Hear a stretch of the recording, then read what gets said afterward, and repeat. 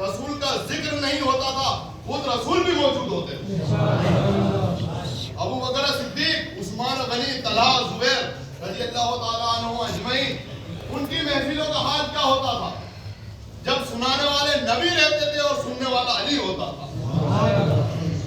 تو اس وقت ہم لوگ جنت کے باغ میں بیٹھے ہوئے ہیں۔ اللہ تبارک و تعالیٰ کا بہت بڑا کرم ہے۔ آپ دیکھیں گے چھوٹے چھوٹے بچے آتے ہیں، بڑے نہیں آتے، کچھ چھوٹے آ جاتے ہیں، امیر لوگ نہیں آتے، غریب لوگ آ جاتے ہیں، پاس میں رہنے والے نہیں آتے، دور دور رہنے والے اطراف کے گاؤں کے لوگ چلے آتے ہیں۔ تو بس یہی کیا جا سکتا ہے کہ جو لوگ چھوٹے یہاں پر بیٹھے ہیں ان پر اللہ کا ایسا کرم ہوتا ہے کہ وہ بڑے ہو جاتے ہیں۔ وہ دولت کے بھلے سے غریب رہے لیکن حضور کی نگاہ میں امیر ہو جاتے ہیں۔ بات یہ چل رہی تھی، حضور کریم صلی اللہ تعالی علیہ وسلم جب اس دنیا میں تشریف لائے،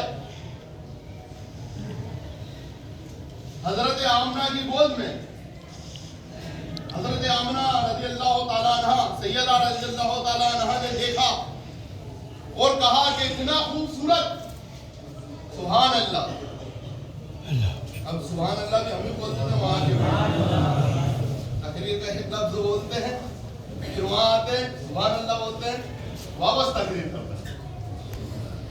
حضرت آمنہ رضی اللہ تعالیٰ عنہ نے کہا کہ اتنا خوبصورت، اتنا پیارا، اتنا حسین، اتنے میں دائی حلیمہ آ گئی۔ کہا آمنہ کیا کہتی ہو؟ اتنا خوبصورت، تم نے ابھی دیکھا ہی کیا ہے؟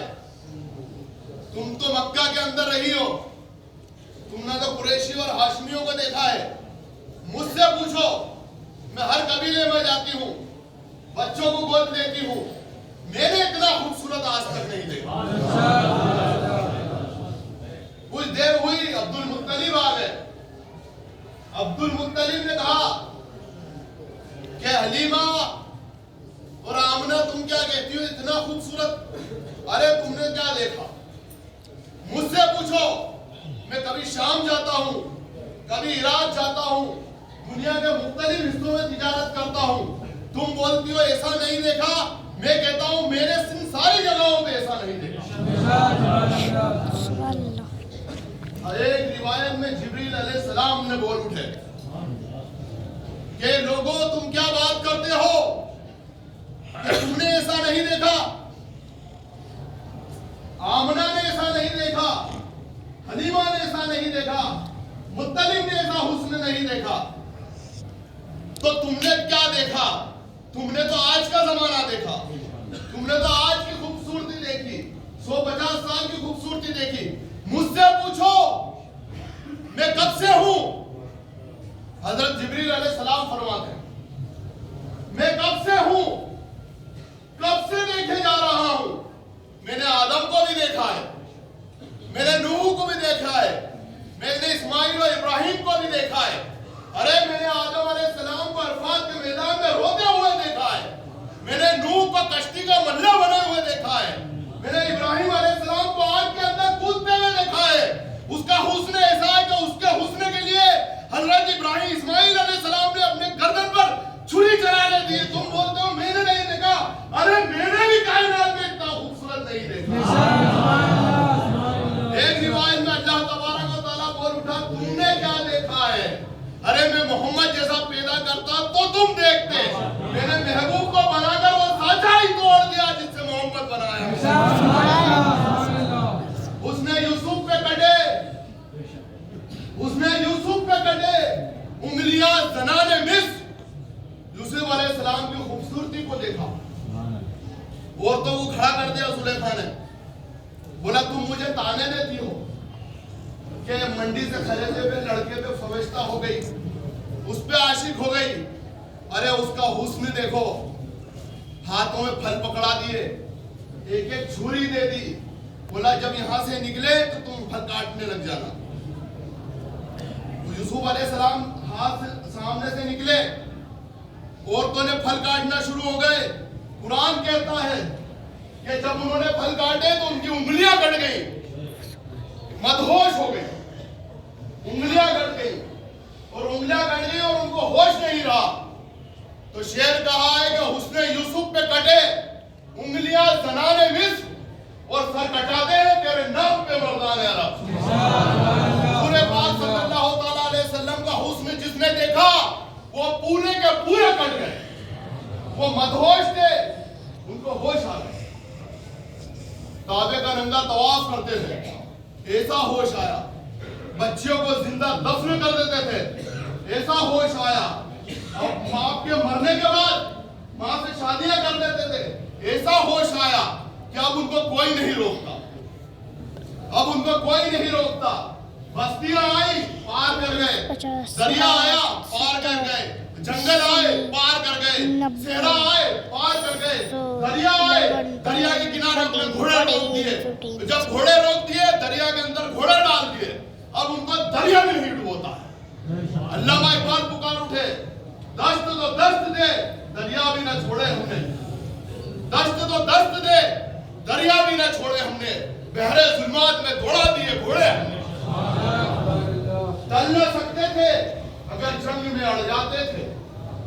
کیا شان تھی مسلمانوں کی, صحابہ اکرام کی کیا شان تھی, کیونکہ وہ حضور پاک صلی اللہ تعالیٰ علیہ وسلم کا حسن جس نے ایک بار دیکھ لیا, وہ حضور پاک صلی اللہ تعالیٰ علیہ وسلم کے نام پہ ان کی عظمت پہ کٹ ملے. دست تو دست تھے دریا بھی نہ چھوڑے ہم نے, بحر ظلمات میں دوڑا دیے گھوڑے ہم نے. ٹل نہ سکتے تھے اگر جنگ میں اڑ جاتے تھے, پاؤں شیروں کے بھی میدا سے اکھڑ جاتے تھے. اس سے سرکش ہوا کوئی تو بگڑ جاتے تھے, دیکھ کیا چیز ہے ہم توپ سے لڑ جاتے تھے. اور یہ اس وقت کی بات نہیں ہے, آج بھی آپ دیکھو, فلسطین کو اٹھا کر دیکھ لو, غزہ کے لوگوں کو اٹھا کر دیکھ لو, دنیا کی 10 مہاشکتیوں سے 1.5 سال سے زیادہ مسلمان لڑ رہے. ٹل نہ سکتے تھے اگر ہم جنگ میں اڑ جاتے تھے, پاؤں شیروں کے بھی میدان سے اکھڑ جاتے تھے. تجھ سے سرکش ہوا کوئی تو بگڑ جاتے تھے, دیکھ کیا چیز ہے ہم توپ سے لڑ جاتے تھے. تو ہی کہہ دے کہ اکھاڑا در خیبر کس نے, تو ہی کہہ دے کہ اکھاڑا در خیبر کس نے, کہ شہر کیسر کا تھا اس کو کیا سر کس نے, توڑے مخلوق خدا بندوں کے پیکر کس نے, اور کاٹ کے رکھ دیے کفاروں کے لشکر کس نے, وہ باطل کا ہرگز ہے نہ کھایا کس نے, نو کے نظام بھی قرآن سنایا کس نے.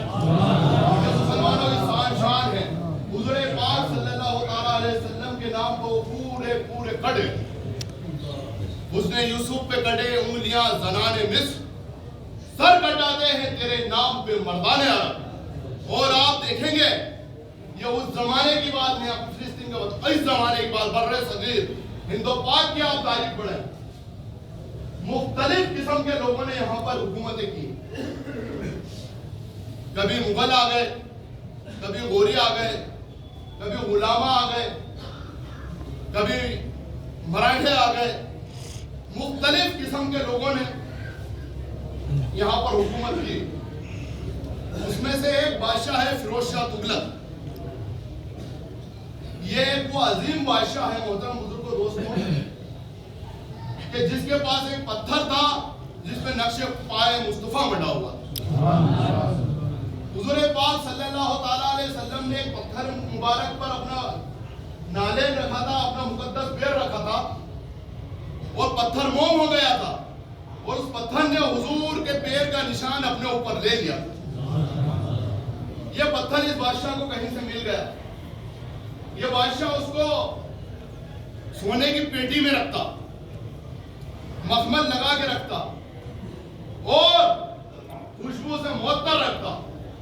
رات میں اٹھتا تہجد کے لیے, غسل کرتا, تہجد پڑھتا, فجر کی نماز پڑھتا, فجر کی نماز کے بعد قرآن کی تلاوت کرتا, اور پھر وہ پتھر بلواتا. جب وہ حضور پاک کا نقش پا والا پتھر بلاتا, اس کو گلاب کے عطر سے دھوتا, وہ پانی پیتا، وہ نمی چہرے پہ مل لیتا، لباس فاخرہ پہنتا اور اپنے گھر والوں کو کہتا اب تخت پہ بیٹھنے کا وقت آ رہا ہے، اب لباس فاخرہ پہنتا اور اپنے گھر والوں کو کہتا کہ اب میں تخت پہ بیٹھنے کے قابل ہو گیا۔ اس کا ایک بھائی تھا، چچا زاد بھائی تھا، فتح خان۔ وہ اکثر اس کو کہا کرتا تھا، بچپن کا دوست بھی تھا، وہ اکثر اس کو کہا کرتا تھا کہ یار تیرے پاس سب کچھ ہے، فوج ہے، تاج ہے، تخت ہے، سب کچھ ہے، یہ حضور کا نقش پاؤں والا پتھر مجھے دے دے۔ فیروز شاہ کہتا ہے کہ تو سب مانگ لے، تاج لے لے، تخت لے لے، لیکن حضور کے نام والا پتھر مجھ سے مت لے، حضور کے قدموں والا پتھر میں تجھے نہیں دے گا۔ تو یہ فراق میں تھا، یہ سوچتا تھا کہ کبھی ایسا وقت ہو کہ یہ بہت خوش ہوگا، جس دن یہ بہت خوش ہوگا اس دن پھر مانگیں گے۔ اکثر بولتا تھا، اس دن اس نے دیکھا کہ فیروز شاہ بہت خوش ہو رہا ہے، بات بات میں ہنس رہا ہے، اس نے بولا یار میں تجھ سے کب سے مانگ رہا ہوں، ایک کام کرنا ہے، حضور کے نقش قدم والا پتھر مجھے دے دے۔ تو فیروز شاہ نے کہا کہ چل ہاتھ بڑھا اور آج اپنے ایک دوسرے سے وعدہ کر لیتے ہیں۔ کیا وعدہ کر لیتے ہیں؟ یہ بولا میں اگر پہلے مر گیا تو یہ پتھر میرے ساتھ دفن کر دینا، اور اگر تو پہلے مر گیا تو یہ پتھر میں تیرے ساتھ دفن کر دینا۔ اتنی بات سنی فتح خان اچھل گیا، وہاں اگر مرنے کی بات ہے تو خدا کی قسم میں پہلے مروں گا۔ فیروز شاہ نے کہا کہ تو جذبات میں بات کر رہا ہے، مرنا اور جینا ہمارے ہاتھ میں نہیں، یہ تو خدا کے ہاتھ میں ہے۔ اس نے بولا رب کعبہ کی قسم، نالے نے کف پا مصطفیٰ کے لیے فتح خان مرنے کے لیے بھی ہے تیار۔ جو سر کٹائے مسلمانوں نے، حضور کے قدموں کے نشان کی عظمت دیکھو۔ فتح خان اٹھا، وہاں سے محفل برخاست ہو گئی، فتح خان اپنے گھر نہیں گیا، استبل میں پہنچا، استبل میں سے گھوڑا نکالا، اس کی پیٹھ پہ بیٹھا اور گھر نہیں جاتا ہوا چلا پانی پت کی طرف، کیونکہ وہاں کبیر الاولیاء رہتے تھے، اللہ کے ولی جو مستباد، جو دعوات تھے، جن کی دعا اللہ رد نہیں کرتا تھا۔ فتح خان وہاں جا رہا ہے دعا کروانے کے لیے کہ اللہ مجھے موت دے دے، لاؤ دنیا کا کوئی ایسا حسین، لاؤ دنیا کا کوئی ایسا خوبصورت جس کے قدموں کے نشان کے لیے لوگ جان دینے کے لیے تیار ہیں۔ کئی مثال ملتی ہے کسی کو کہ جس کے نقش قدم پا کے لیے لوگ جان دینے کے لیے تیار ہیں۔ شعر یاد آ گیا کہ جو سر پہ رکھنے کو مل جائے نالین رسول، جو سر پہ رکھنے کو مل جائے نالین رسول، تو کہیں گے ہاں تاجدار ہم بھی ہیں۔ فتح خان چلا پانی پت کی طرف، پہنچا کبیر الاولیاء کی بارگاہ میں، غلاموں سے درخواست کی کبیر الاولیاء کہاں ہے؟ یہ بولا ابھی ملاقات نہیں ہو سکتی۔ بولا کیوں نہیں ہو سکتی؟ بولا کبیر الاولیاء حضور حضرت تو ابھی عالم سکر میں ہے۔ اولیاء اللہ پہ دو قسمیں ہوتی ہیں، ایک حالت سام میں رہتے ہیں، حالت سکر میں رہتے ہیں۔ جب حالت سکر میں رہتے ہیں تو اس وقت یار نے تجلیاں ڈالی ہوئی ہوتی، پردے ہٹے ہوئے ہوتے ہیں، وہ ڈائریکٹ رابطہ رہتا ہے۔ بولا اس وقت تو کوئی مل ہی نہیں سکتا۔ بولا کیوں نہیں مل سکتا؟ بولا اگر اس حالت میں کسی نے بے حضرت کی نظر پڑ گئی تو پھر وہ زندہ نہیں رہے گا۔ فتح خان اسی لیے دل میں خوش ہو گیا، بولا ٹھیک ہے مجھے جانے دو، اگر ان کی نظر مجھے مارتی ہے تو مجھے مرنا بھی گوارا۔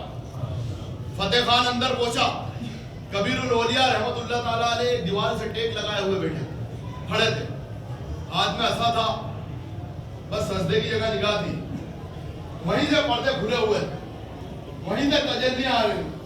فتح خان سامنے کھڑا ہو گیا، اب انتظار میں ہے وہ۔ کچھ دیر بعد کبیر الاولیاء نے نگاہ اٹھائی، فتح خان کو دیکھا، اور فتح خان کو دیکھ کر کہا کہ فتح خان بہت ضدی ہو، فتح خان بہت ضدی ہو، لیکن پیارے لگتے ہو، جاؤ میں نے تمہارا کام کر دیا۔